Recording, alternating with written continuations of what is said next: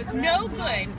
To be sure, the foxes in the woods or turtles in the water, and she was not going to raise a family where there might be foxes or turtles, so they flew on. When they got to Boston, they felt too tired to fly any further.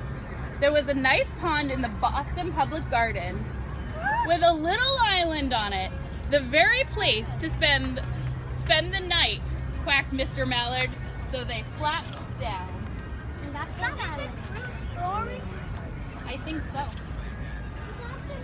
The next morning, they fished for their breakfast in the mud at the bottom of the pond, and they didn't find much. I'm gonna try to fire sail it. Just as they were getting ready to start their way, an enormous bird came by. It was pushing a boat full of people. There was a man sitting in the back. "Good morning," quacked Mr. Mallard, being polite. The big bird was too proud to answer, but the people on the boat threw peanuts into the water. So Miss Mallard followed them all the way around the pond and got another breakfast. Imagine having peanuts for breakfast? Yeah. "I like this place," said Miss Mallard, as they climbed out onto the bank and waddled along. "Why don't we build a nest and raise our ducklings right in the pond? There are no foxes, no turtles, and they feed us peanuts. What could be better?" "Good," said Mr. Mallard, delighted that Mrs. Mallard had found a place that suited her. "Look out," squawked Mrs. Mallard.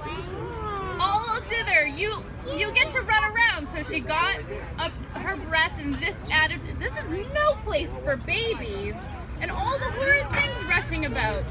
We must look somewhere else to go.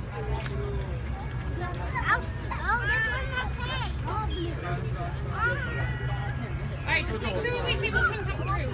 Yeah. We're good. So they flew over Beacon Hill and around the State House, but there was no place there either. Who saw the State House today? Nice. They looked in Louisburg Square, but there was no water to swim in. They flew over the Charles River. "This is better," quacked Mr. Mallard. "That island looked like a quiet place. This is only a little way from the public garden." "Yes," said Mrs. Mallard, remembering the peanuts. "That's just the right place for ducklings." So they found a cozy spot along the bushes near the water and settled into their nest. Only in that time they began to molt. All their their wing feathers started to drop out, and they would not be able to fly again until new ones grew in.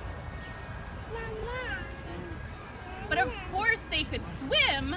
One day, they swam over to the park on the riverbank, where they met a policeman named Michael. Michael fed them peanuts, and after that, the Mallards came and called Michael every day. Mrs. Mallard laid 8 eggs in the nest. She couldn't visit Michael anymore because she had to sit on her eggs to keep them warm. The only time she moved was to make herself some lunch. One day, the ducklings hatched. First came Jack, then Cack, then Lack, then Mack, then Knack, Ack, Pack, and Quack. Mr. and Mrs. Mallard were bursting with pride. It was a great responsibility to take care of so many. One day, Mr. Mallard decided he'd like to take a trip to